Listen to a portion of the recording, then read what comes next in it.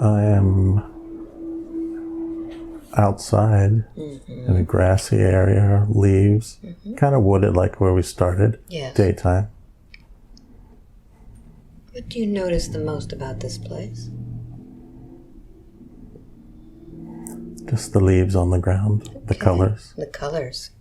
So I'd like for you to just focus your attention on the observer of this grassy place. Do you have a body there?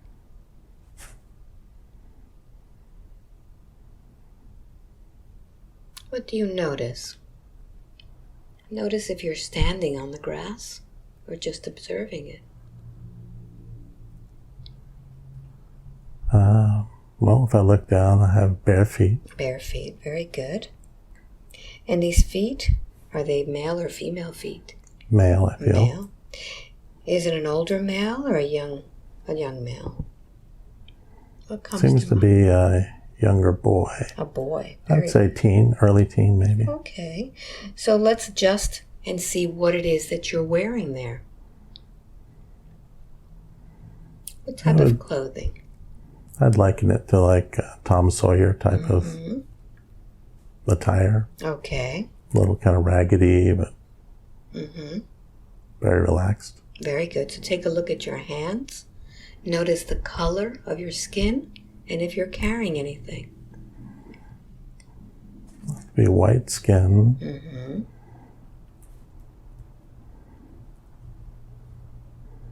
A fishing pole. A fishing pole. Very good. What do you look like as far as your face? Your hair? Dirty blonde. Kind of a slender face. Prominent ears. Probably not unlike what I was as a child in this life. Very good. Very good. So let's see what it is that you're doing on this day. I'd like for you to go ahead and take me on this journey and see where you're going with this fishing pole. What happens next? I'm headed toward a pond. Definitely feels like fall. Nice sunny day. So going from this clearing to the pond seems to have trees all around it. That's why, that's the direction I'm headed anyway.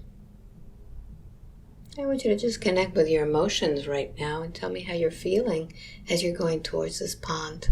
How do you feel? I feel relaxed. Enjoying the sun beating on my skin that's exposed. There's nobody else around. It's quiet, serene. I don't know if I'll actually fish or not. I'm just walking toward a nice quiet place. Wonderful. So I'd like for you to go ahead and move the scene forward to when you finally arrive at the pond. And tell me what you do there. I sit down on the rocks and just look out and relax, watch the birds, notice the sky, the blue tint, some clouds, but not a lot. Yes. And the tree line along the lake or pond. So I do nothing other than relax and just enjoy the scenery. Beautiful, beautiful. So we're going to move the time forward and I'm going to count from 5 back to 1. With each number, I want you to go to the place where it is that you live in that lifetime. 5, 4, 3, 2, 1. Be in front of your place. Where do you live? It's in I'd say a modest thatch-roofed house. Gable roof.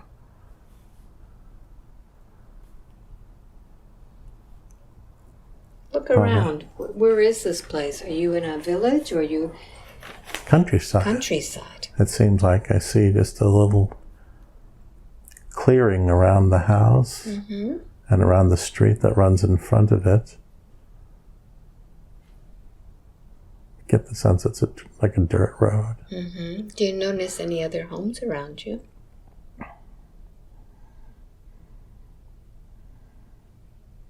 Not really. Okay, so you're out in the countryside. Yeah. All right. It feels like they're not far off, but that because of the way things are wooded, Yes. we have to go through the woods a little bit to see the next house. Wonderful. So let's make our way inside of the house. How do you get inside? Front porch, steps up. As you open the door, what's the first thing you see inside? A table, old wooden table. Well, it may not be old, but old style. Fireplace toward the left, against the back wall, sort of. Is Stone. there anyone there with you?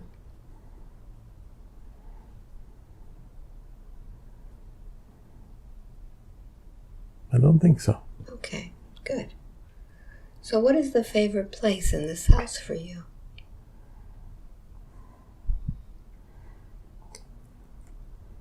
Backyard, in the grass, in the shade, lying down.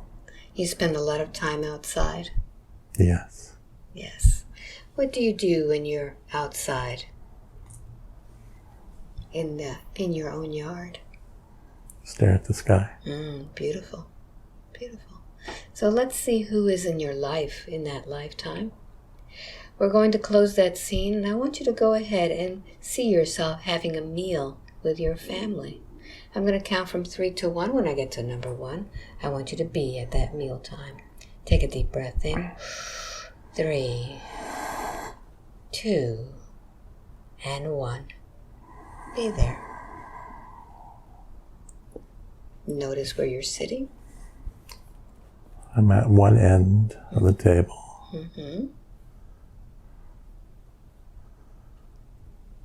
Feels like there are 2 people on each side. Maybe father down at the other end.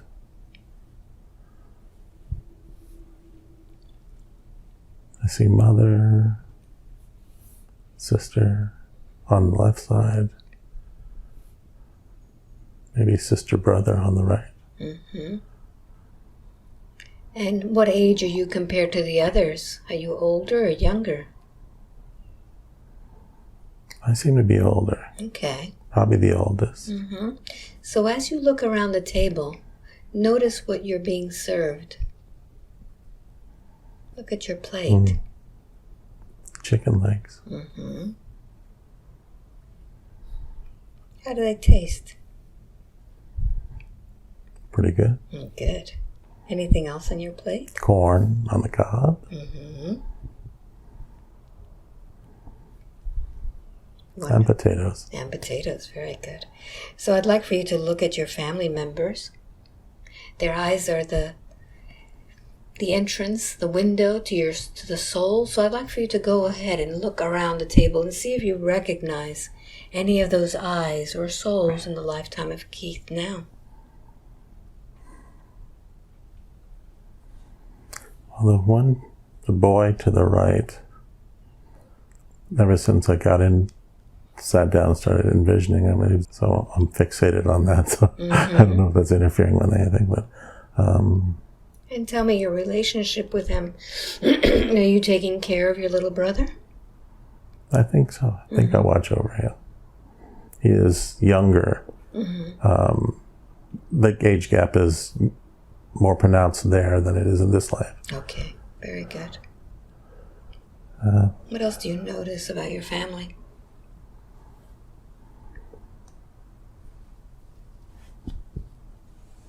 Not really seeing many other faces. Okay. I see the girls seem to be in bonnets. Very good. Very good. Are your brothers dressed like you? Do you notice? Yeah, seems to be just smaller version of the outfit. Okay. Same basic dress. Very good. So what we're going to do now is we're going to leave that scene, and we're now going to advance to another scene in that same lifetime which impacted your life. It changed your life. So go ahead and begin drifting through time and space. I'm going to count from 5 to 1. When I get to number 1, I want you to be completely in that scene. 5, drifting and floating through time and space. 4, to that day that something happened. 3, 2, and 1. Where are you? What's happening? Let's see. I'm not having it, don't see anything clear yet. So I want you to use all of your senses. Use your senses to feel whether you're indoors. I think I'm indoors. There's a glow from a fireplace. It's kind of splitting the room into lighter shades, orangish shades versus dark, where something is cutting the shadow. It feels like it may be that same house. How old do you feel there? I don't feel different. I don't see anybody else in the house, or at least in that room. So I want you to hone in on your emotions. What is the importance of this day? How is it making you feel? Empty. There's nobody there.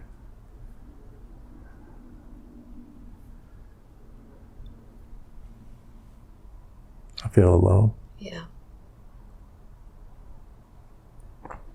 So as you're there, you'll be able to recollect what has happened. Why you've been left alone. What happened to your family?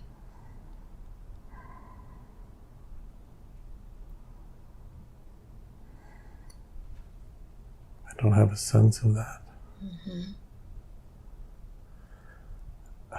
It doesn't feel like they would have intentionally left. Yet they're gone. Yes. And you've been left by yourself. Yes. Connect with the feelings and now the understanding of the change in this life.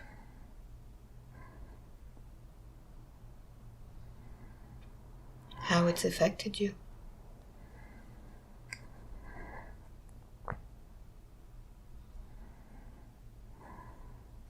And let's find out what happened. We want to go before you came back to that house to see what you were doing. I want you to back up a little bit and see where you were. What was happening? Where were you?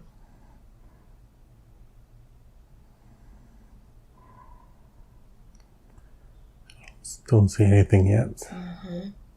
So just feel it. Go back in time. Where were you before you came home to nobody?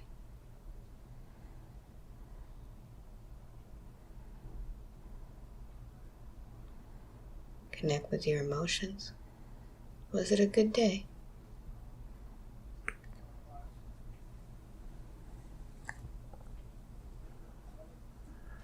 It's bleeding into that original, that first day, which was a good day. So I just jumped back there. Nothing in between. Yes.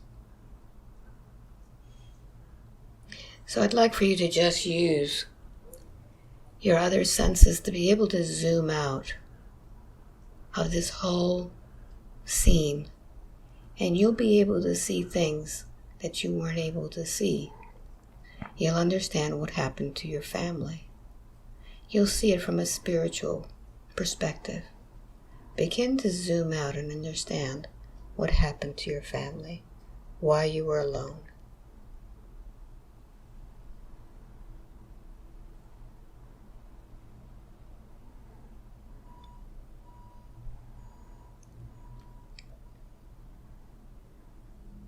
You'll just know it. You'll know it in your gut.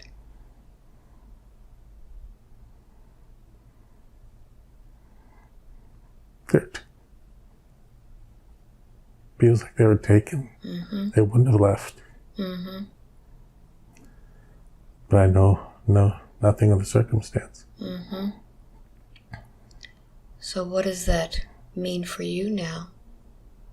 Understanding that while you were out there, spending time, enjoying your life, that your family is gone. How does that impact you now?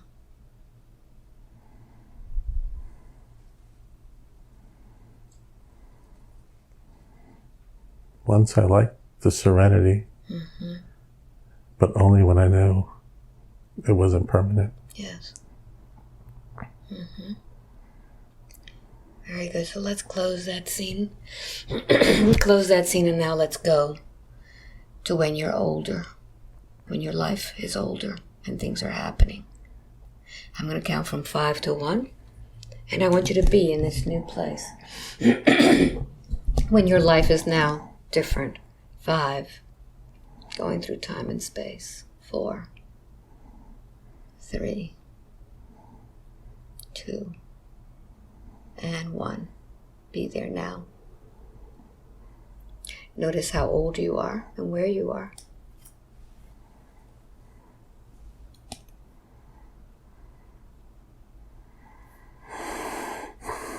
I have a beard, darker hair, similar clothing, taller. How old do you feel?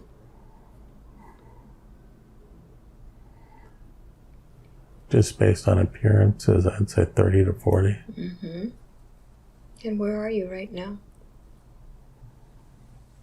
In a house similar, if not the same, as what I had or was in earlier. Are you by yourself there, or are there others with you? I'm by myself.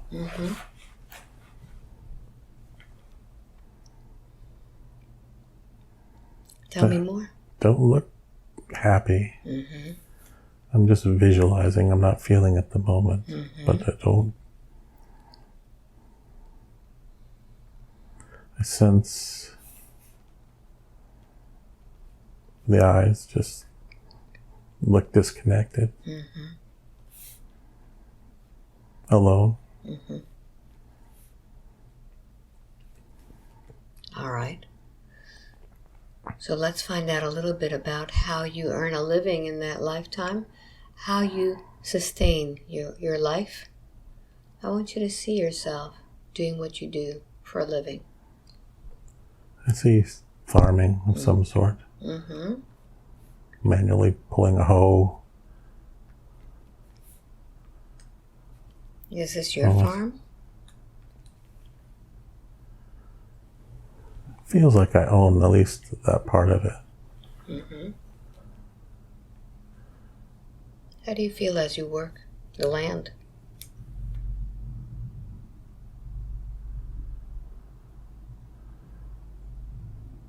Peaceful. I'm digging, not thinking a lot. I think just letting my mind turn off a bit.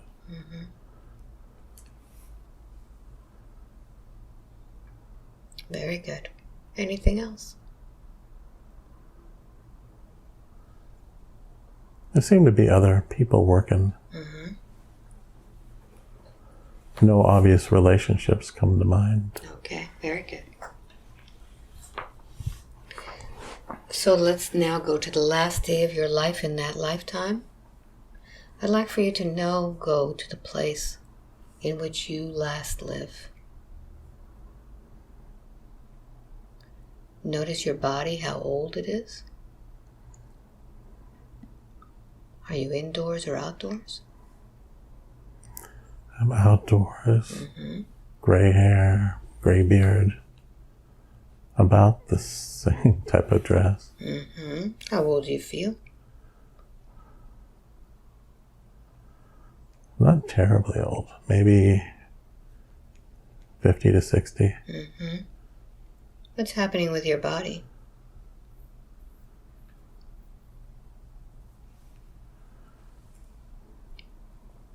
Nothing obvious. I'm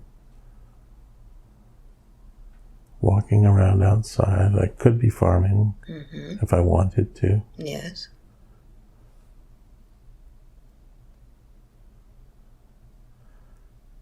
Let's go to the last moment of your life. What happens to your body? I think I got hit by something. Some farm equipment, maybe. An accident? That's what it seems like. Yeah, it's like it hit me like through the waist. Okay. Or at least pinned me down. Okay. That way.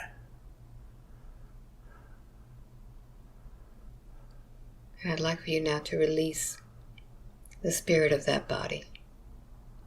Just release it. And you can look back now at this life. You can look at it in its entirety. From your boyhood youth all the way into your old age. What was the purpose of living that life in that way?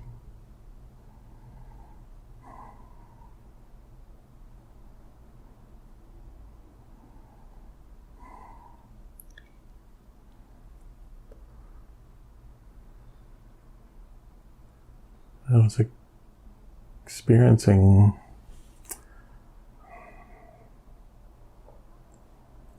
I gave up, I think, when I felt alone. And I think it stopped me from reaching out to anyone.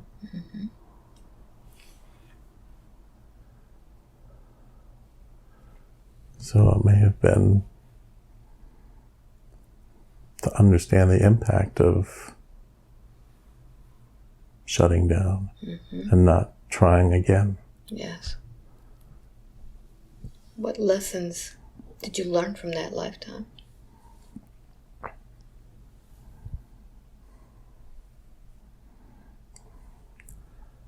To value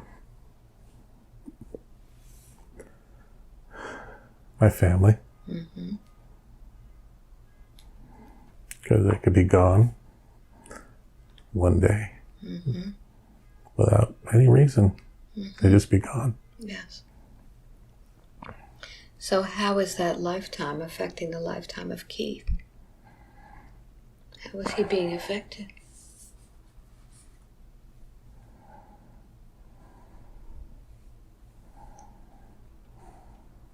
He does not let go, does not like to let go.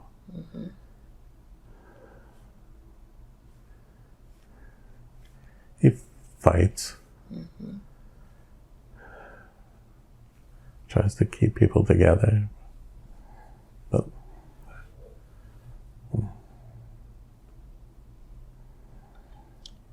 That lifetime made quite an impact on him, didn't it? it appears to have, yes. And it seems that what he loved the most, to be serene, to be connected with nature, at the end, that aloneness hurt. It did. How is that affecting him now?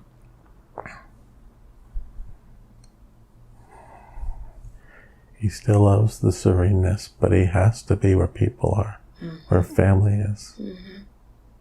He needs to be a part of something greater and make a difference in the lives of those. Is that why it's so important for him to connect, to help others, to parent everyone? It might be. Let's find out some more. I'd like for you to accompany that spirit from that lifetime back to the guides, to the council. Tell me what happens to that spirit as it continues on its journey. What happens next?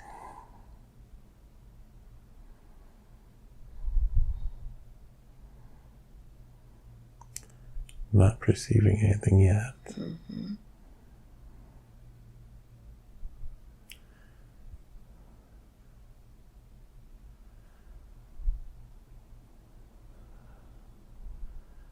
I'm in darkness. All right. Sort of spacey. Mm-hmm. So I'd like for you to just focus on that darkness and begin to float through that darkness. Imagine yourself being able to just float and fly through that darkness. And as you ease through the darkness, I want you to begin to notice if there's anything there that shows up. Perhaps some light, some memories. What's showing up in this darkness? Seems to be some people. Mm-hmm. Who are these people? Yeah, it's not clear. Mm-hmm. I don't have a good sense of who they are, Mm-hmm. except that I do feel I know them. Mm-hmm. So I don't want you to try to focus too much on seeing them, but just feeling them, sensing them. How many people do you notice? A family. Mm-hmm. Mm-hmm. Tell me more. It's my family. Your family. How are they showing up for you? The most light lit versions of a bright light on who they were. Mm-hmm. Kind of, So who do you notice the most? Who's the brightest? it's a female. Mm-hmm. Reach out to her telepathically and ask her who she is.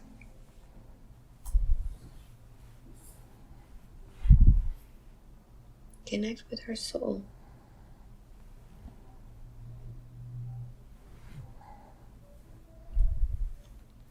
What is her connection to you?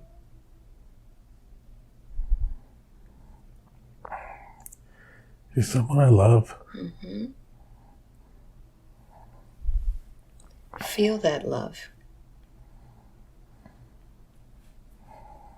She's docile and tender. Mm-hmm. Open up your mind to her. What message does she have for you today?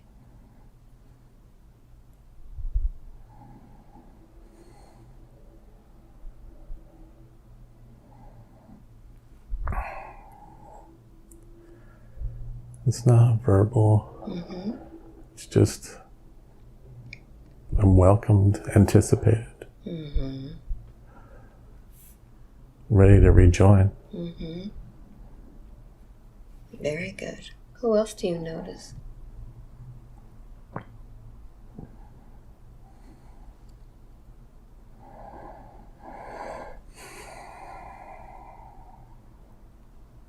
My little brother. Mm-hmm.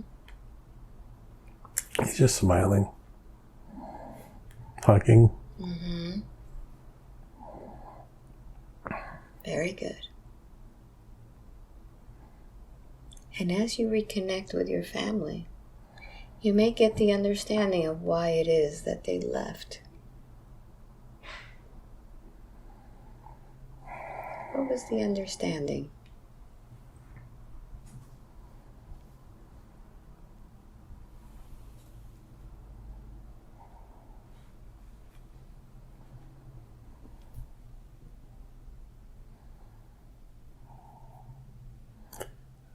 I don't have a sense of that. Mm. What do you have a sense of with them? just that they've waited for me to finish what I needed to finish. Wonderful. So I'd like for you all to continue on that journey. And I want you to go ahead and begin to focus once again on that darkness, on that infinity of darkness. And let's begin to float and drift to another time and another place that is affecting the lifetime of Keith. It may be a memory of this lifetime. It may be a memory of another lifetime. Perhaps it's that place that you travel to in your dreams. I'm going to count from 5 to 1. With each number, I want you to use my voice to travel. When I get to number 1, I'm going to touch your forehead. And I want you to be in that memory. Begin now by using your breath to project you forward on 5, drifting through time and space, finding that memory that is affecting the lifetime of Keith. 4, through time and space. 3, drifting and floating. Another time, another place. 2, allow the images to come now. And 1, be there. What is this place? Where are you? It's more modern. I'm looking over on a grassy area, sunny day, looking across a small pond at a house that's on a slight hill that I would envision it in Germany, Switzerland kind of thing. Like a lot of white material with wood beams framing it. Yes. And some trees around it. It's surrounded by foresty area. So I'd like for you now to focus on the observer of this scene. Do you have a body there?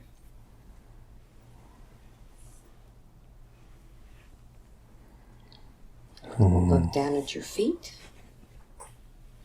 What do you notice first? Boots of some kind. Like, picture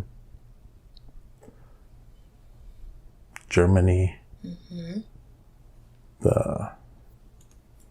the snow, that type of boot, type of Sound of Music, maybe. I don't know.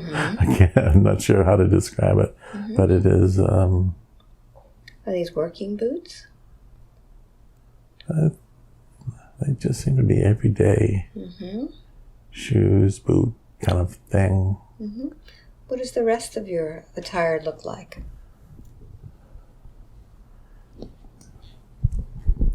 Like what I would expect to see someone working in a tavern. A bit of a gut. Yes. How old are you there?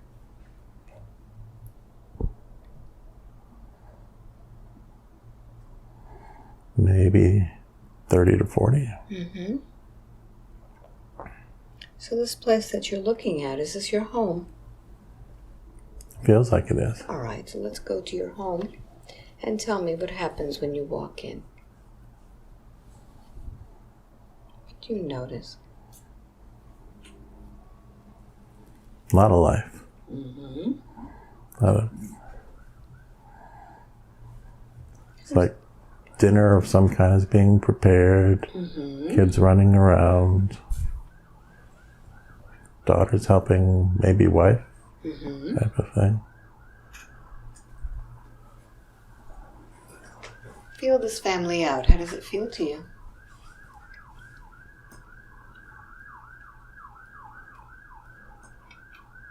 Loving, very alive.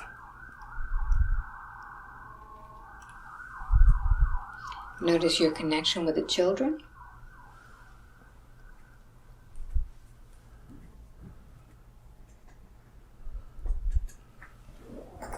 Do you find those? Doesn't feel a super strong connection with them. Do you feel a connection with anybody else in the family?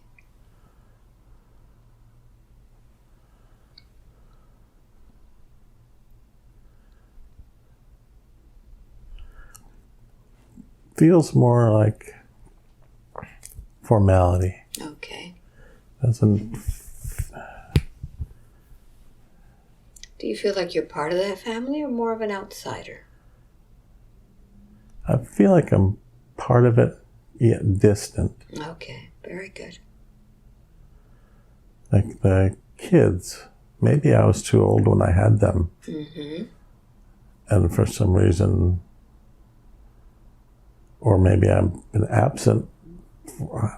Hard to tell, but the feeling is that they're my kids. But I don't have the bond like I do with my current kids, for example. All right, very good. So let's see what it is that you do for a living and where you spend most of your time when you're not with family. I'm going to count from 3 to 1. When I get to number 1, I want you to be the place in which you spend most of your time. Take a deep breath in. 3, 2, and 1. Be there. What is it that you do for a living?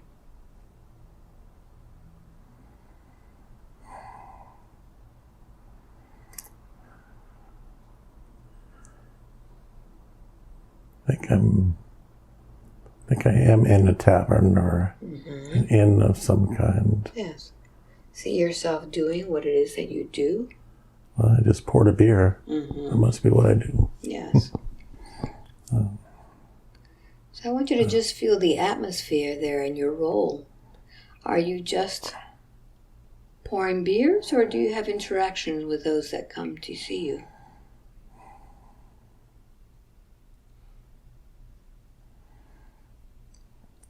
It doesn't seem, well, there is some interaction, it would seem, but it is not of the very getting to know someone type of thing. It's more of a distant, professional Yes. distance type of thing, as much as you could get from a server. All right, very good. And I want you to just understand how you like your job.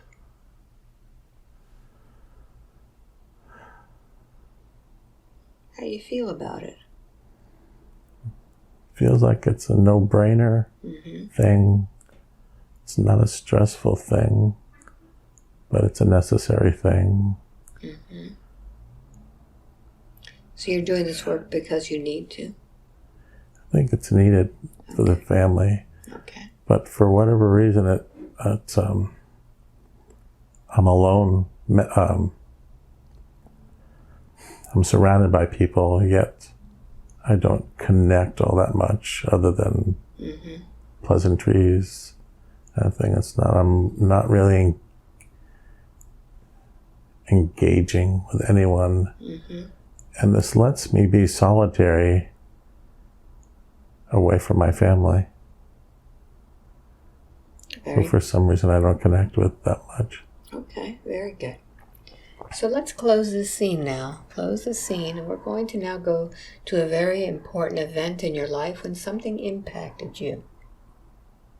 I'd like for you to go to that date now. What's happening?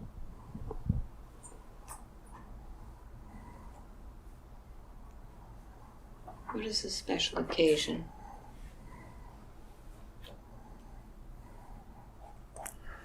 I'm not getting anything yet.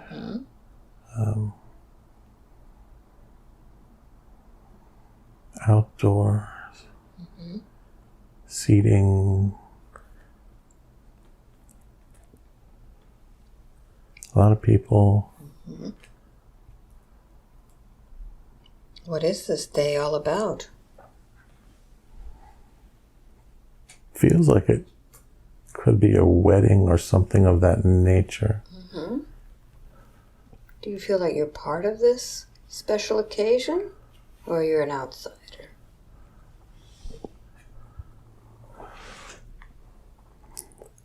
Sort of feels both, interestingly. Mm-hmm. So let's see what's happening. What is this a day about?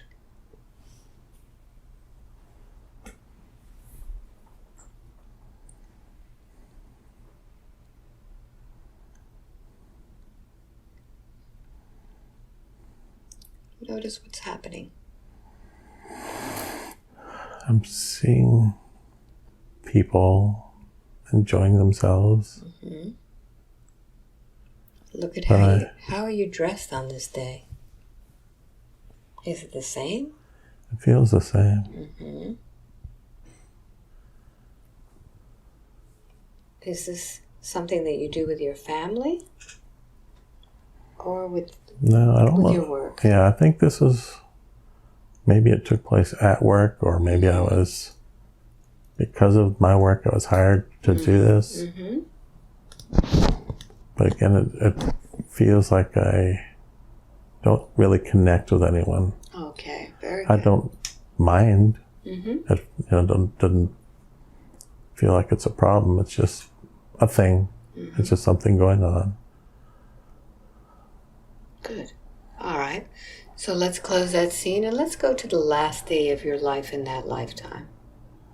See yourself on the last day and tell me what's happening. I'm in bed. Mm-hmm.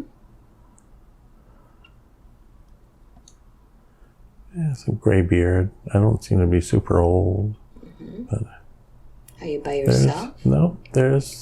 Seems to be in the house. Mm-hmm. Maybe the bed was pulled out into more of a main room so the family could be around. And so I see a lot of people around, and I have an appreciation for them. Mm-hmm. But it doesn't seem like a strong connection from my perspective. So as you make an account of your life, a summary of your life from a higher level, what was this life all about?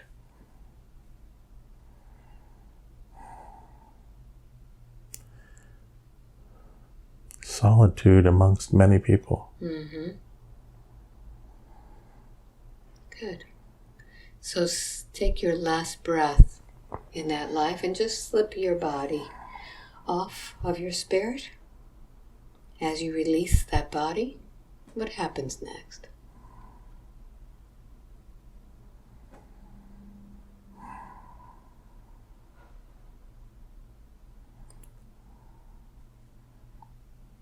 Back toward the darkness. Mm-hmm. What happens there now?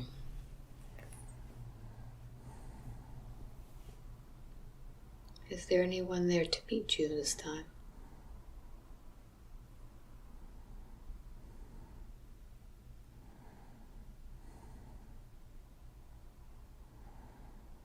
Seems like some of the family I had previously. Mm-hmm. Not as many. Okay. Can you make a connection with them?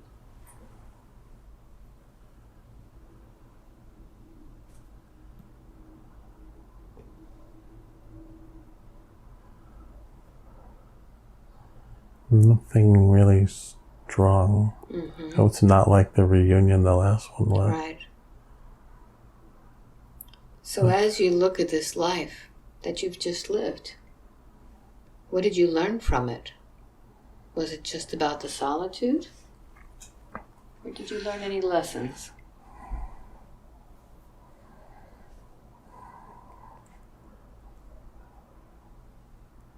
I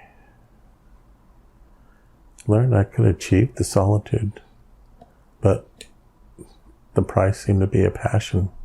There's a lack of passion, lack of connection, so I could have lots of people around, but still be alone if I chose to. Yes. So, I didn't make an effort. So how is that lifetime affecting the life now of Keith?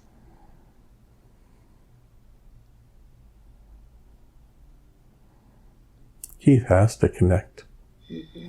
It's what he's here for. Mm-hmm. Has he been connecting? Yes. Mm-hmm. Sometimes more so than he probably ought to. Mm-hmm.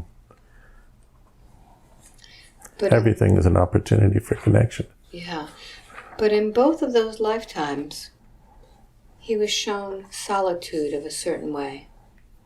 One was without people, and one was with people. He was able to be alone and kind of have an inner reflection. What's happening in the lifetime now of Keith? Is he walking alone in any way?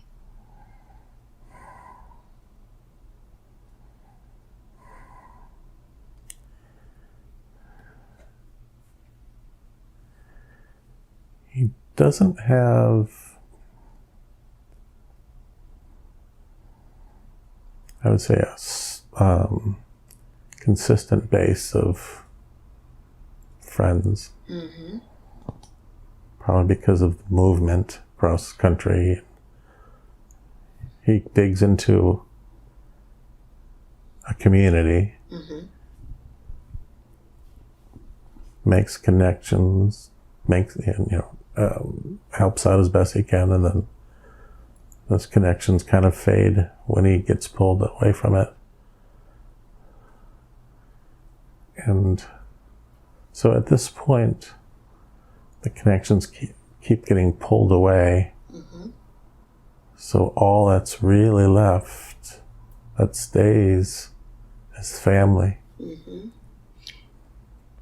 And in both of those families that he just saw, they were a little bit different, weren't they? Mm-hmm. One where they were very loving and connected, and yet he separated himself from them to get his own solitude. And in the other one, he wasn't connected at all. Why did he choose the family dynamics that he has now?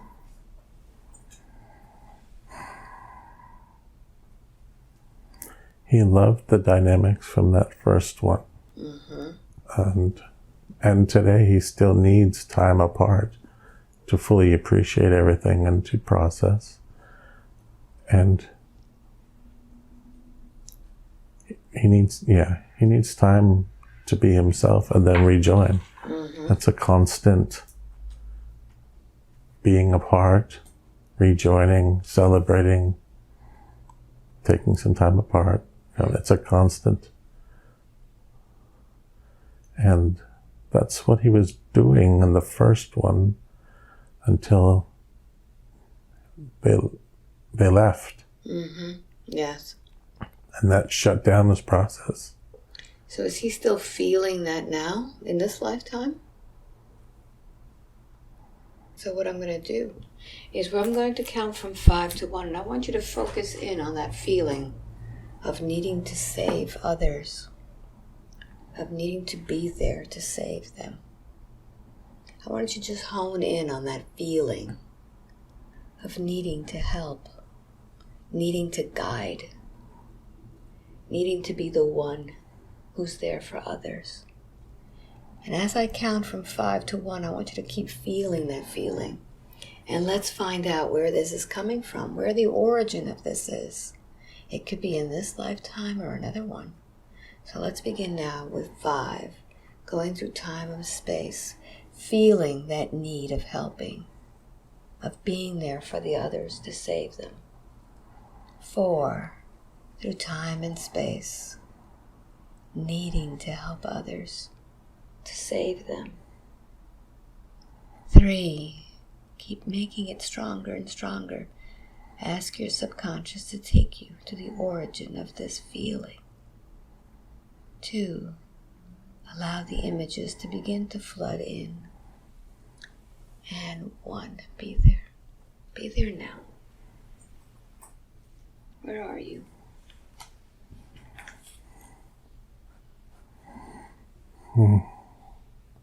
What's the first thing you notice?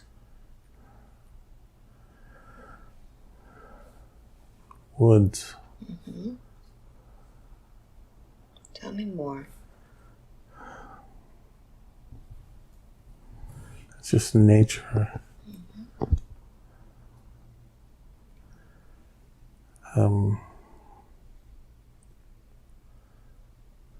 Connect with the nature, connect with your body in that place. Notice all around you, where you are. Yeah, I definitely feel like I'm in a wooded area, foresty. Yes. I feel low to the ground.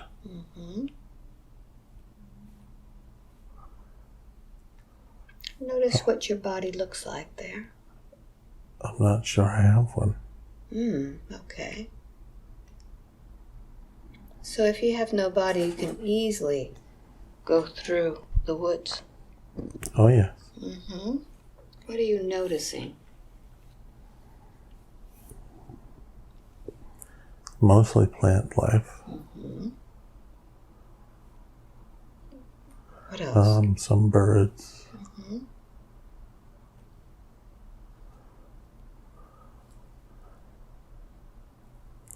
It's just not really noticing animals, large animals. Is it more in the vegetation? Yeah. Okay. Yeah, that and a few birds flying through. So just notice. Very tall trees. Notice in the way that you move. How do you move through this place? I glide. All right, very good. Very quickly. So let's see if you have some sort of type of body there. It may be a light body. What form do you take as you glide?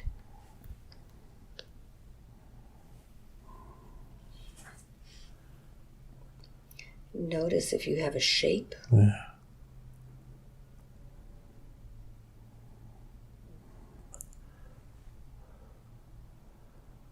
I don't perceive shape, but I perceive some depth. Okay, tell me about that.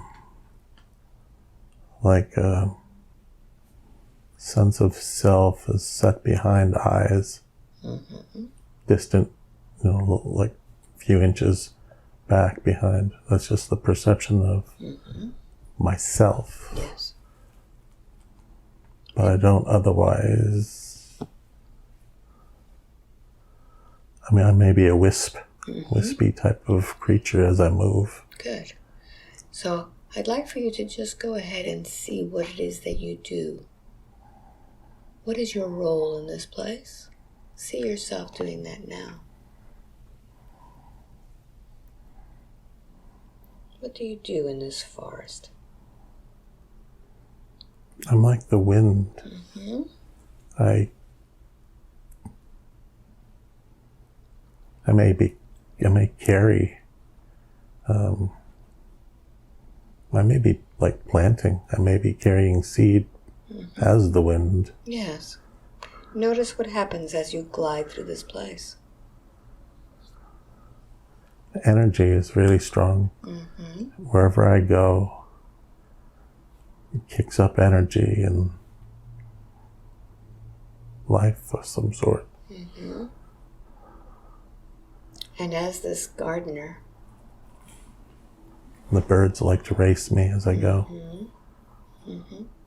is that why you enjoy the birds? Yeah, they keep me company. Do you feel that you do this on your own?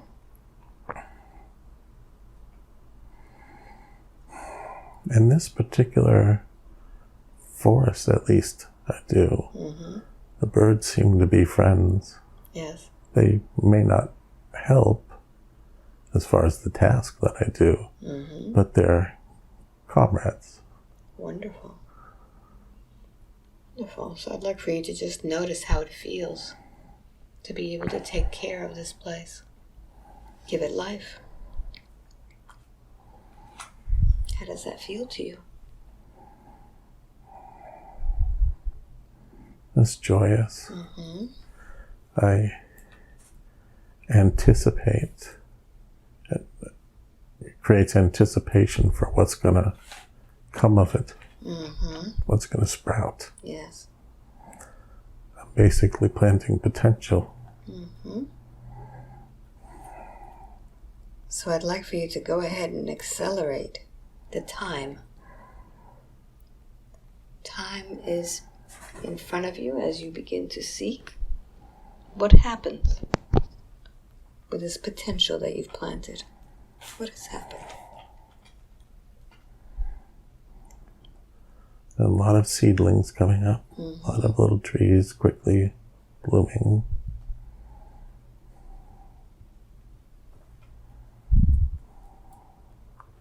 And they seem to have a life of their own, Mm-hmm. which is the point. Mm-hmm. That we're giving new things, new beings a chance to Mm-hmm. experience. Wonderful. Wonderful. It's almost like small children Mm-hmm. coming into their own. So like your own children? Mm-hmm. Good. Very much. So let's zoom out and see. What is it that you've done? How much you have impacted this place?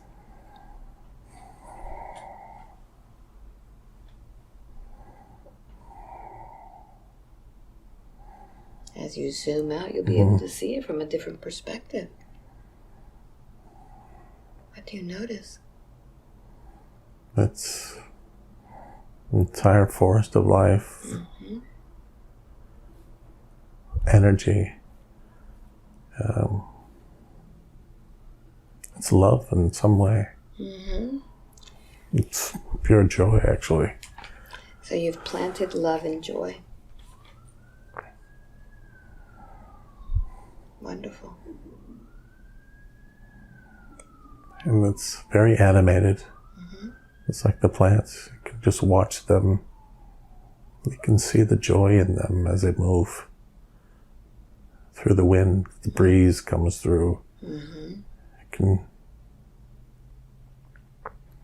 can see them basking in the sun. Yes. And experiencing just the warmth of there's a joy, an internal joy there for all the creatures, all the plants. So are you feeling that joy, their joy through you? Oh yes, Beautiful. that's how I feel joy even in this lifetime. Mm-hmm. So seeing that potential that this spirit has planted, this being, how is it that it's affecting now the lifetime of Keith? Is he missing some of that? Mm-hmm. Mm-hmm. It's this, what drove him then is what drives him now. Yes. And there is a difference in that what started out then as such innocence, Mm-hmm. now there's less innocence. So it's a lot of heartbreak in this world to see the lack of that innocence. Yes. But so where is that heartbreak in Keith? Where is he feeling this? Of not being able to plant that joy and potential in this life.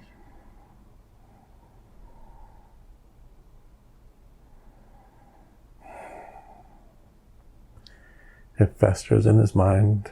Mm-hmm. So let's find out what potential is in that mind. Let's go deep into that mind and see why it is that mind wants to move forward, but keeps him from moving forward at the same time.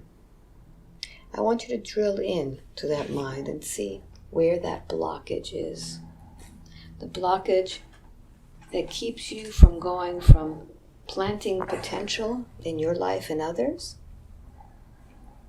and having that move forward.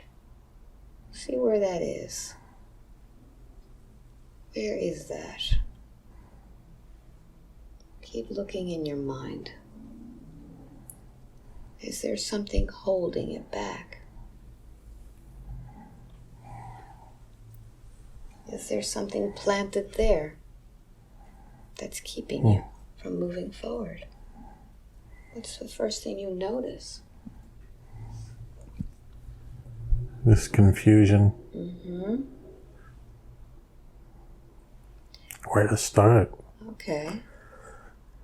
So let's dive into that confusion party. Dive into it. And let's see where it began. I want you to keep going into that confusion. And make that confusion stronger.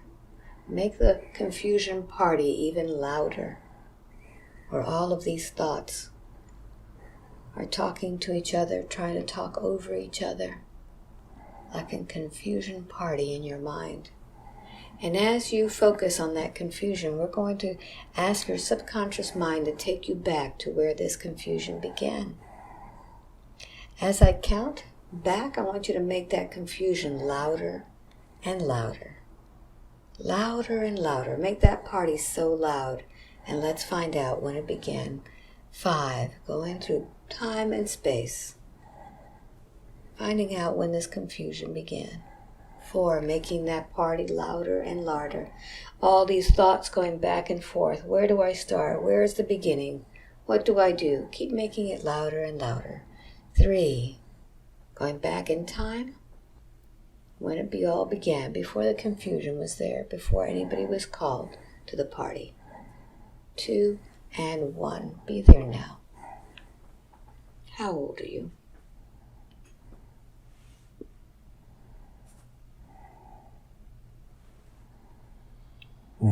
Where are you?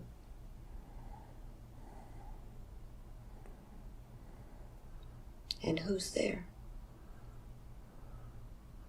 There's nothingness at the moment. Very good. Keep diving into the nothingness. Keep swimming through the nothingness. Keep going. Deeper and deeper. I need help. I need someone. I can't do it alone. Go ahead, keep going. I need help. Keep calling out.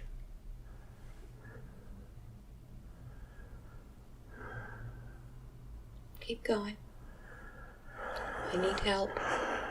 Keep repeating it. It's emptiness.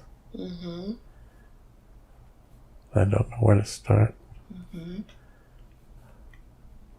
Keep going. Keep going through that emptiness. Keep calling out. I need help.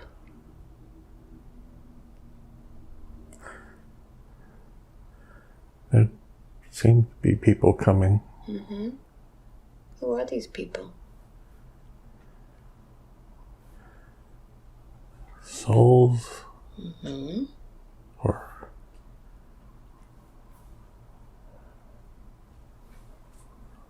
souls who, whatever I feel I need to do, it's almost like an army of those with whom it resonates. They'll follow me. Yes. And I want you to notice if they're talking to you when they're following you.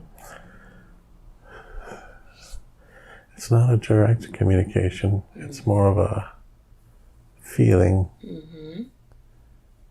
sense of they're behind me. They're supporting me. Yes. They're supporting you, but you need help. What are they doing to help guide you? It's not a guide. They're willing to be the army, of workers, doers. I don't know whatever I plan to do, they're willing to take part in it, to do it too, and to let me steer them. So I want you to just feel these workers. Do they have marching orders to tell them what to do? Or are they just having a party waiting for you? What is it that these workers are Well, doing? now that I'm calling out, they're all lined up, Yes. coming, behind me. They're at my disposal, I guess, is the way. Yes. They're willing. They'll go with whatever the cause is that I think it needs to be. And they'll go create. They'll go create. Very good. So what is it that Keith came here to create with all of this massive army of helpers? What was his purpose this time? What is he here to do? To realign perspectives. How does he do that? First and foremost, he has to be an example, and he tries. He does his best with that. Yes. But he struggles with the lack of a forum or knowing how to reach people in a way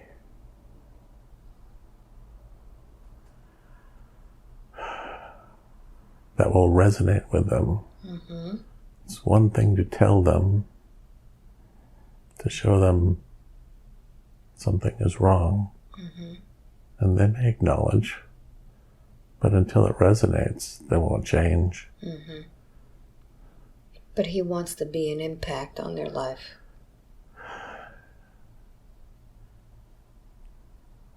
He wants to know that he's had an impact on this life. Why is it so important for him to know this? It's what guides him.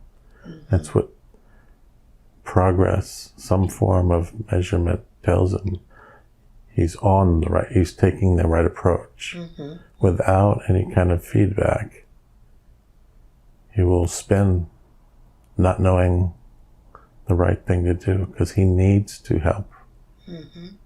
Kind of like when he was that spirit that planted all that potential, but he was able to see that they all took seed and grew to be their own. So is he missing that? Is he missing that power of being able to affect so many and grow them?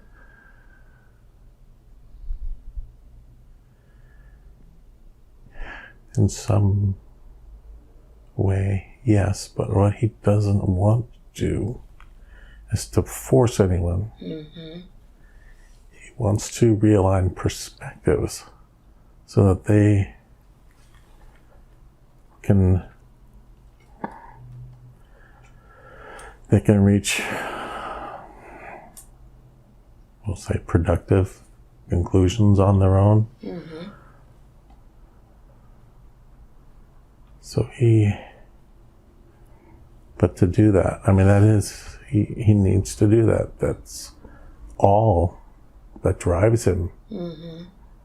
That's his core. Yes. Is he has to help bring things into harmony. But he doesn't seem to have that harmony within himself. What's happened there? He has this party going on in his head of all of this noise.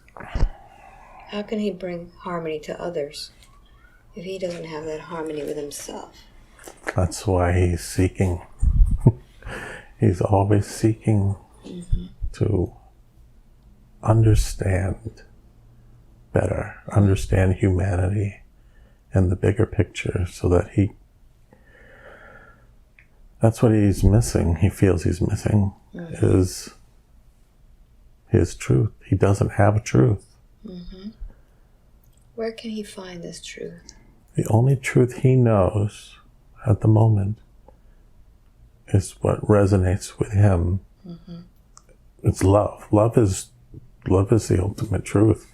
That, or love is the answer. It's what brings everything into harmony. So does he need to focus on love? He's already focused on love. That's what drives him, and it's what frustrates him, because he doesn't always see the progress. He loves working with youth because through that innocence, it's easier to show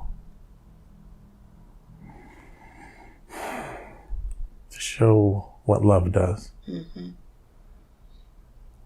But with the adults? The adults, with all the media, the hype, it feeds the lowest common denominator. That's not the right word. It feeds a fear. And it's the fear that's got to be addressed. And the kids don't have that fear.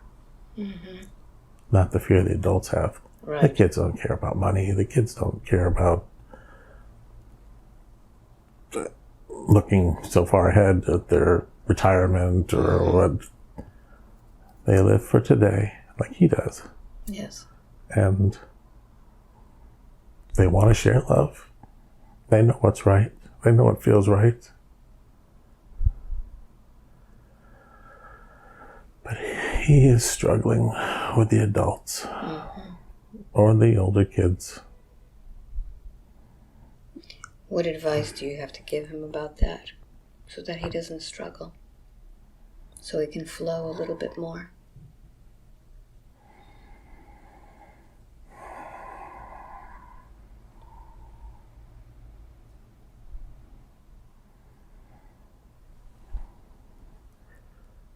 You may need to recruit a new army. A younger army. Can he focus on the youth of today to help him spread this love? That's what he was doing in Seattle. Tallahassee has been tough on him. It's a horrible political climate that infiltrates everything. Everybody is too afraid. All the adults are too afraid. The school system suffers because no one will speak up. He wants to speak up even though he doesn't have kids in the schools, to set up a forum where everybody can voice concerns and make change, but he's just inundated with community that doesn't appear So to want to invest in why itself. is he there? Because there's no coincidence that he's there. He doesn't know why he's there anymore. So I know that he is guided by that inner wisdom, that higher self that he has. What was his higher self's intention for him to be here in this lifetime? What was the purpose and lessons he needed to learn?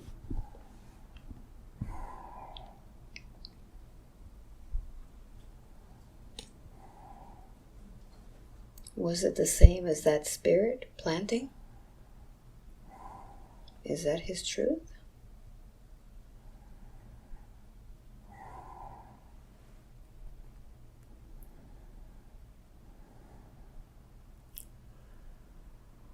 It's what he must do.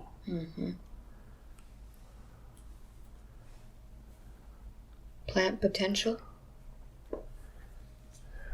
Yeah.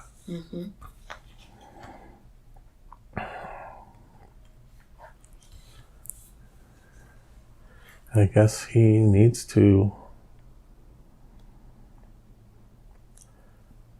stop looking for the feedback to know when he's succeeding. Well, you know he doesn't want that. He needs to have the feedback as a scientific mind that he is. What advice would you like to give him about that?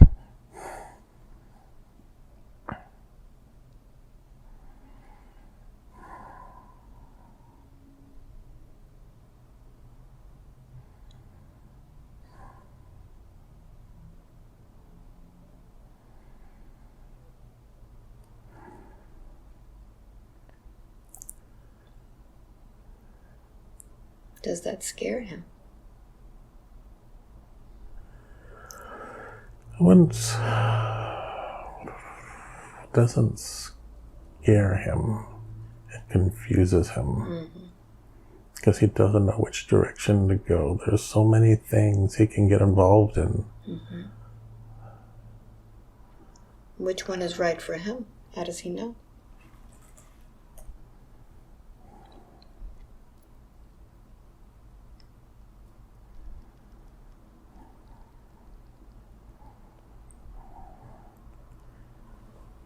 He knows when he sees the faces light up. Ah, so that's his feedback.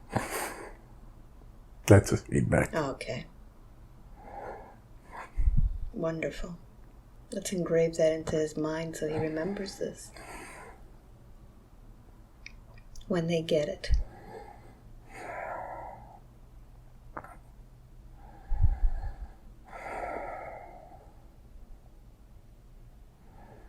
It's the face of kids. And adults, but kids are...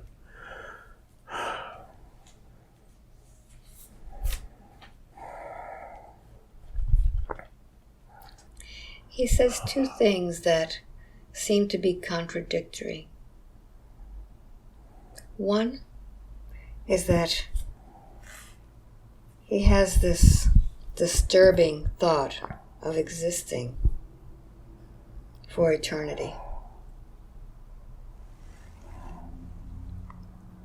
And yet, he seems to want to travel through time and space, which may feel eternal.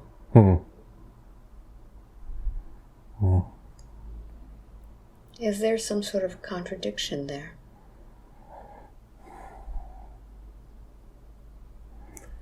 He loves travel and space when he's not alone.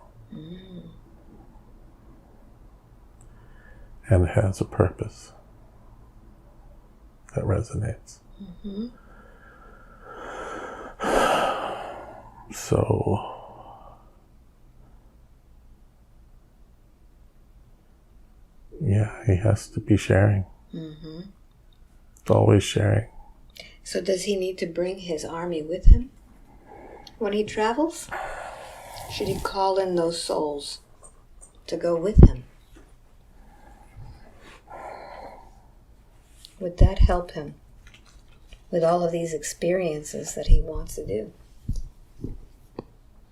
The out-of-body work, the meditation. He travels like crazy in dreams. But he doesn't remember the way he wants to. Yeah, he remembers the dreams, but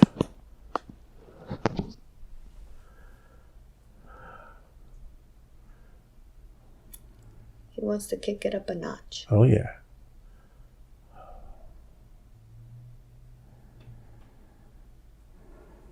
Does he have a traveling companion?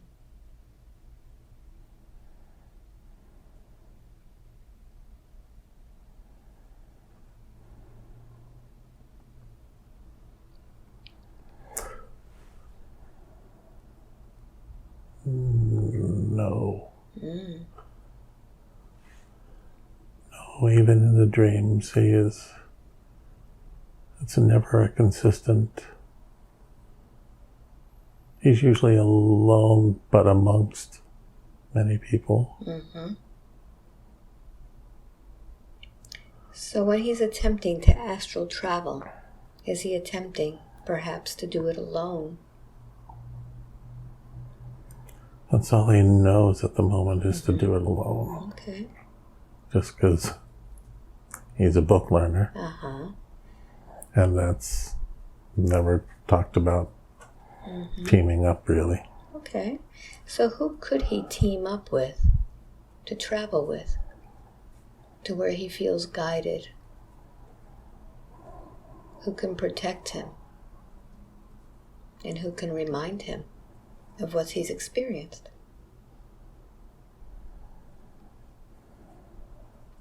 Can he ask in future ceremonies to be teamed up?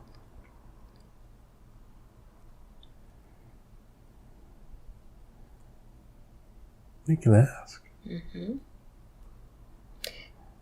So, on his behalf today, may I request that he brings forward someone who will be the one who will guide him, who will open up this path for him and experience, who will protect him.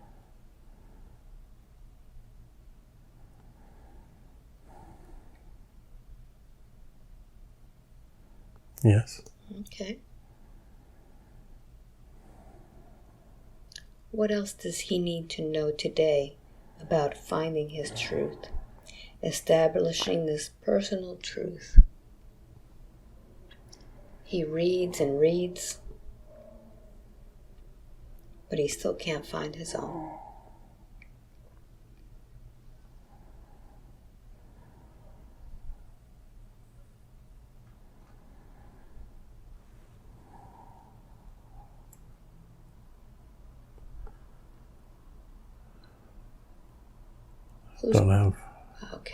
Don't have anything to share on that at the moment. Okay, very good. Is he being blocked from learning some more information at this time for some reason?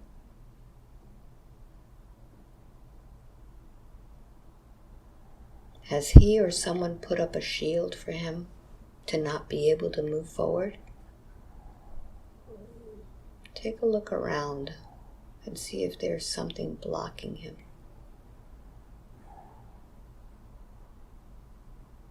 Perhaps a wall, perhaps something that's been closed for him. Perhaps just an over-anxious guide.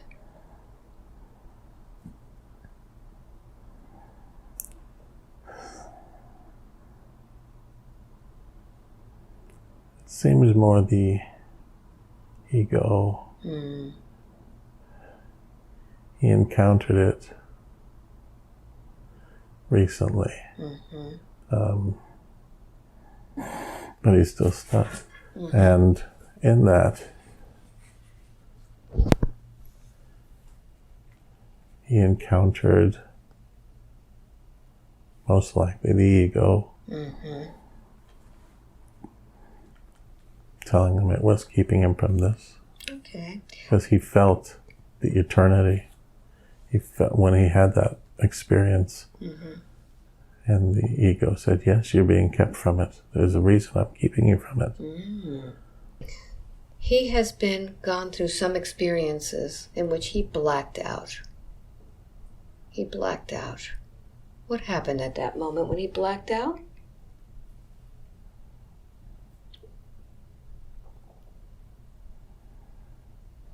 He seemed to have been having a conversation with others, but he doesn't remember. Where is that conversation now? Can we find that conversation now? Let's go deeper. I want you to go ahead and begin diving deeper, almost as if you're diving in the deep end of the pool.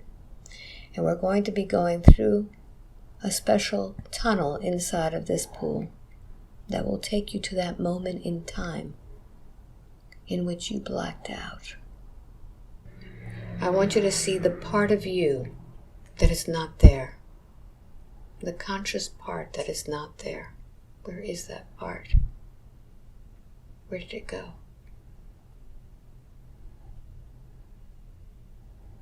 Where did it go? Follow it. Where are you? I feel heavy. Keep going. I'm on the ground.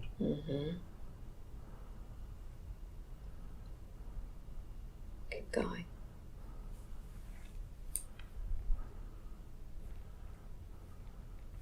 What's happening to this body?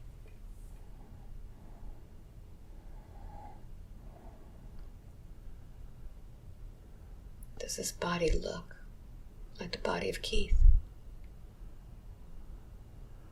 I think so. Except I see it's all black, dressed in black, maybe. Keep going. He just kind of collapsed on the floor. Mm-hmm. And as you're watching this, what happens to your soul? Where does your soul go? I perceive it as upward. Mm-hmm. Keep going. Keep following the soul. Keep following it. Use all of your senses.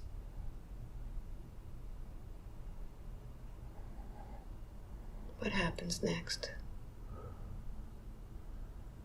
It's in space, it would seem. Mm-hmm. The blackness, but yet stars in the distance. Mm-hmm. And there's a big sunburst Yes. of some kind. What do you do next? I fly toward it, Mm-hmm. toward the sun. Mm-hmm. How does that sun feel?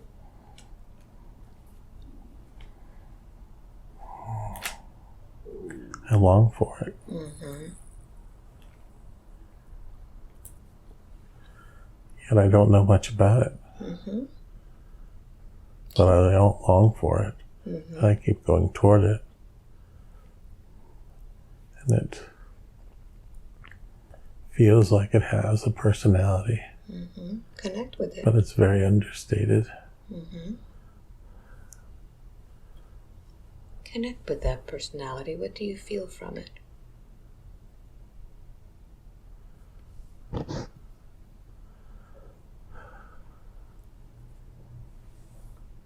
It's not exactly a parental Mm-hmm. feel, but it is of the nature, but a bit more distant. Mm-hmm. More of an observing. Mm-hmm. Well,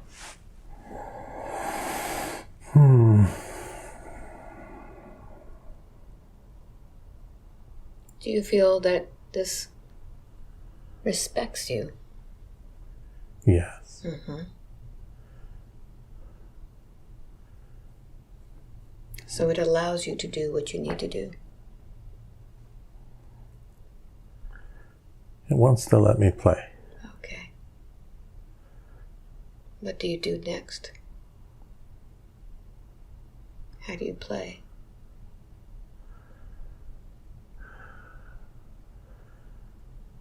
I go in and out of the sunbeams, Mm-hmm. or whatever it is. Dancing in the light, basically. Mm-hmm. Feel the warmth. Almost like a dolphin. Mm-hmm.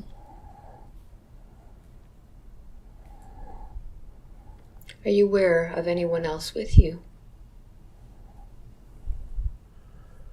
Mostly it's me and the sun, but I do perceive someone observing, Mm-hmm. as if they gave me this opportunity. Mm-hmm. See if you can connect with that one that gave you this opportunity. What do you feel from that observer? He's happy I have the opportunity. Mm-hmm. And other than that, he doesn't want to interfere. Okay. What are you learning from this opportunity?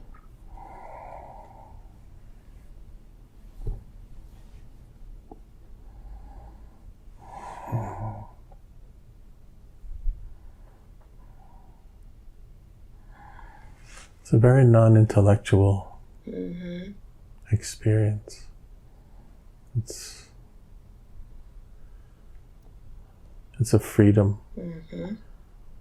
kind of a rush of freedom and the warmth, ability to like stretch, Mm-hmm. just stretch and go. Do you feel that you can stretch and go forever in this place?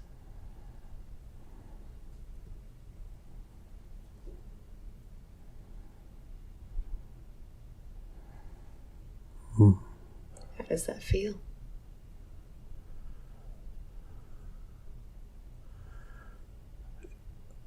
Feels good here Mm-hmm. because I don't feel alone. Mm-hmm. I'm watched over. So I'd like for you to ask the one that is observing you, are you ever alone?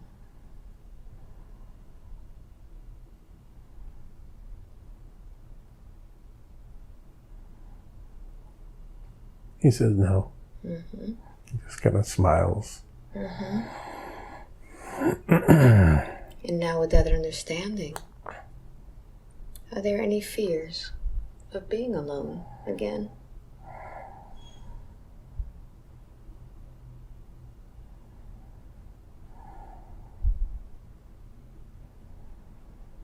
Not in this particular state.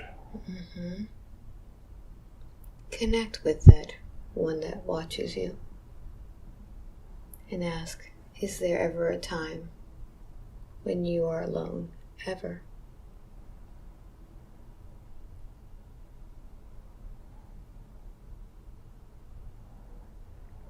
It says no. Mm-hmm. Who accompanies you on this journey through all of these lifetimes?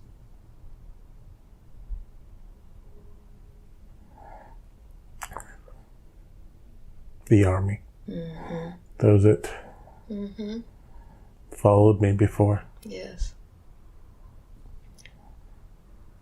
So now go ahead and bring that body back with that new understanding that you are never alone. That army goes with you wherever you are. That's always there to help you, to work with you, to help you plant potentiality everywhere you go, to bring forward all of those children with open minds, fertile ground for you to plant your love.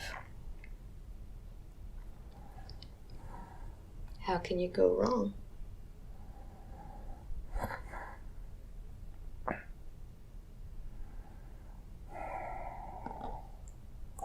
Keith's concern is always that whether he should be doing more, Mm-hmm. whether he's doing enough.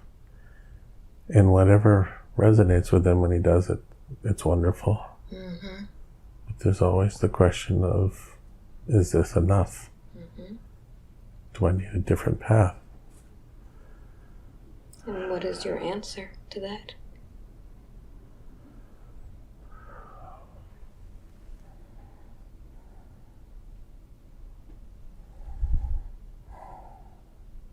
There's always the next lifetime. Mm-hmm. So this seems to be something that he's done from lifetime to lifetime. It would seem. Mm-hmm. Good. So now that he understands that, when he was told that he was going the wrong way, that it was driving them crazy, was he going the wrong way or was he planting on his own path?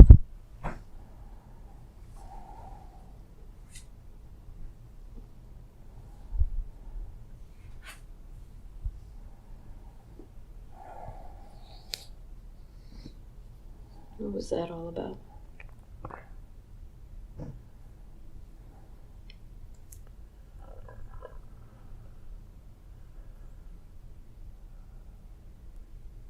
The priest Mm-hmm. don't know what he saw. Mm-hmm. It might be nothing. Mm-hmm. Good.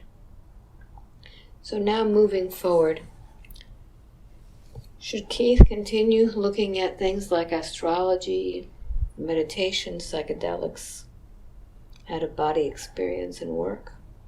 Is this something that would benefit him in bringing his purpose into being? Or is he going to do that anyway? He's going to do it regardless. Mm-hmm. Because he needs to develop his personal truth. Mm-hmm.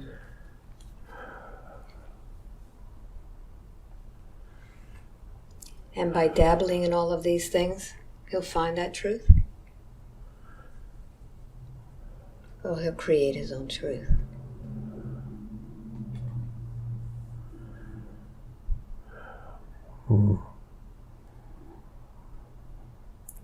It seems out of body and psychedelics are what opened the door. Mm-hmm. What's next? He needs to be able to play and remember it. Mm-hmm. That's where his truth will come. Okay, good. And that's what he's been longing for. Good. So what I would like to ask, a request, is then when Keith is once again in an experience like this or others, in which he can let his mind go, to give him that experience, to allow him to journey, to remember. Can I ask on his behalf for those army workers that travel with him, to give him that experience of traveling with him? Yes. Good. So do you feel that this is the information he was looking for today? Would this help him now on his path? Well, he is a skeptic. Mm-hmm. So what would you like to tell him? It's definitely a start. It's a start. Good. So in the future he'll have more experiences like this, so he can scratch the surface even more? Yes. Good. Any other advice you would like to give Keith today?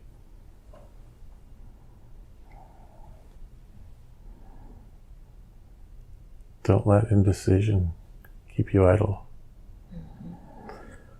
Just find what resonates. Keep pursuing it. Look for the faces to light up. Mm-hmm.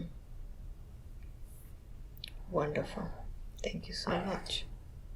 Is there anything else, or are we complete for today?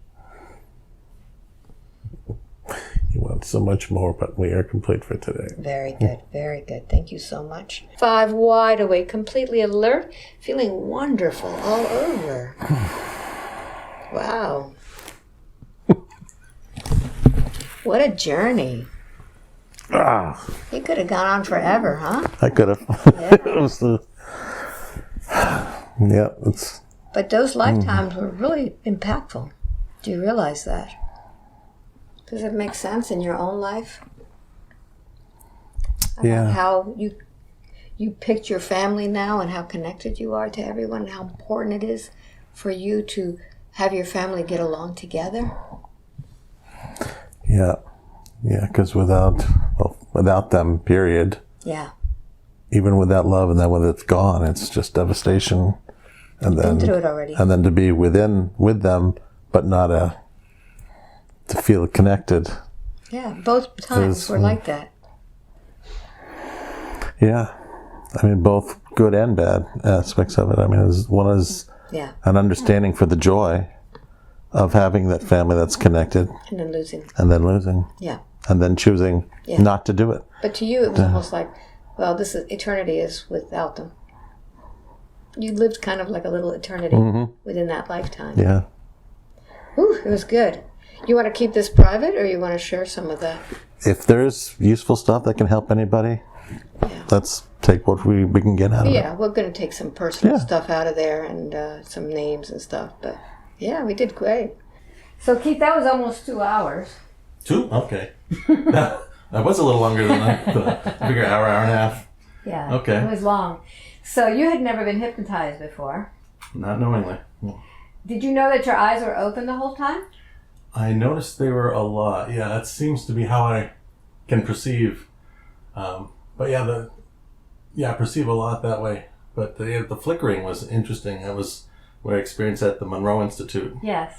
And so never figured out what that was. It doesn't matter. This is how you do it. And you've been trained by the Monroe Institute and you do meditation. Mm-hmm. So do you think that this helped you with this experience? I think it will. I think it'll... I mean, just having that eye fluttering thing come back, and reliving that is, it's going to solidify some kind of connection there. Yeah. That's like, okay, yes, I can do this. I mean, there is something going on there that... Everybody experiences hypnosis a different way, and today, I think the information was pretty sharp.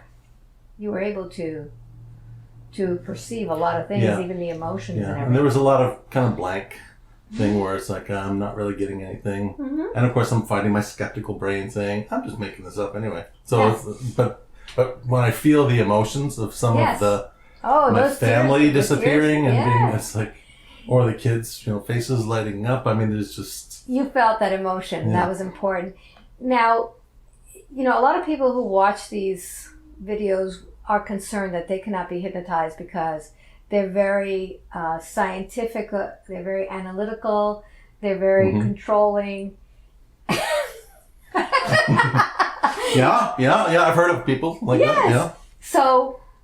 this was proof that you can be hypnotized. Yeah, just from your very initial exercises of, I won't give anything away, no secrets here. But it's like, my body's responding to that. Interesting, let's see where this goes. That's it. And see, this is what I do. Before we even lie down, we do some exercises to just put you in and out of trance so that your body and your mind understands this is how simple it really is. Yeah. You're still in control, but your body and your mind is responding. Yeah, and it felt pretty awake. It's like, this is happening with my arms or hands. Yeah, and I could actually have a full conversation right now. Exactly. So I'm not quite sure what's really going on. Exactly. So when you come to a hypnosis session, don't expect anything. I will work with you depending on the type of person you are, and I understand what it feels like to not want to be hypnotized. and to battle that ego says, I'm just going to make up an answer here because I don't find anything. And then all of a sudden there's a picture. What happened when you were battling your ego? Battling the ego. Yeah, the ego kept coming in and saying things to you? Yeah, I mean, I felt normal, present kind of thing, and that's why there were times it's like I'm just not getting anything because I know, otherwise I'm just going to fabricate something. Right. I thought it was pretty interesting. So, is this something you recommend to other people? Definitely. Yeah. So, how would you prepare somebody for a session like this? What do you recommend? I like the video you recently posted that told what to expect. When you're coming in. It helped you. And listen. Well, you had the link where you listen to get familiar with your voice and comfortable. Yes. And I found it was putting me to sleep, but didn't happen today, so that was good. I don't let you fall asleep, so make sure you're well rested when you come see me. But they're really. I think watching a lot of your videos were good. Yes. The one problem I had was like I don't want to contaminate my subconscious with. The various alien cultures and stuff coming in, because if something shows up, I'm in one. Nothing happened. It didn't happen. But it's like, that's what I was afraid of. Maria, my fiance who went through this a month ago, don't tell me anything of the past lives we're together because I don't want that to contaminate this one. Yes. If we come up with the same story, that's awesome. But it's like, I don't want to have it because you did it. Yeah. But yours was all about family. Yeah, it was. And all about it. Do you feel that you got something from this? Because your questions were very detailed, like scientific, and this is not what happens during a session. Yeah, and then it was funny as you're reading through some of those that I could get anything, but in some cases we did. And I had to shut my mind up that says, "Hey, I'm here. You're just gonna get me making something." To just let's just watch the vision of. In this case, it was Renee. When we're going through what happened under that one experience, who was guiding me. And once I just let the image and could see his saying, no, I'm never alone, that kind of thing. It's like, okay, just got to go with more of that. Good. So there you go. This is another session in which, again, I have no idea how it's going to go. And the questions really were not about what this was all about. It was all about family. It was all about how, those experiences, those lifetimes really we're all about planting potentiality in That's right. people. So I hope you enjoyed this. If you would like a session with me, just go to my website, albaweinman.com. You have to sign up for a newsletter. How long did it take you? One try. Woo! I got lucky. Yeah. I was like, I was waiting. I knew the time, and go. And that's how you do it. And if not, go to one of my gatherings. You're going to be there. Yeah. Okay. So if any of you have attended the Miami gathering, right now it's in the future for me, but it's going to be in the past for you. If you attended it, he's going to be there. So yeah, we'll be doing regressions there too. I'm going to have these events all over the world where you can come to me and we could do some of these group regressions. We do channeling of our higher selves. The whole idea is to get together with other light workers like you and just be in a room together and shine your light. It really is that important for us at this time to do this. So thank you for watching. I hope you enjoyed this. I'll catch you the next time around. Bye. All right.